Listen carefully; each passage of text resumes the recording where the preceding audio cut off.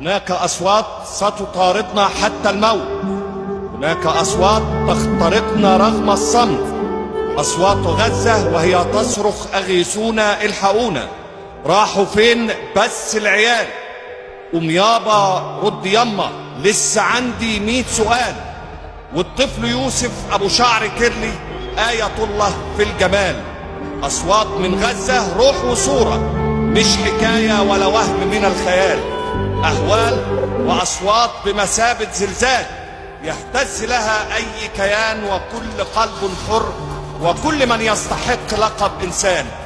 أتظن أنك عندما أحرجتني ورقصت كالشيطان فوق رفاتي، أتظن أنك طمست هويتي ومحوت تاريخي ومعتقداتي؟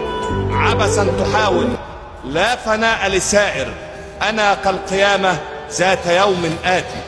مهما تجبرت ومهما أبدت ودمرت وقتلت، فلن تموت الأحلام ولن يموت جيلا ينهض من تحت الركام.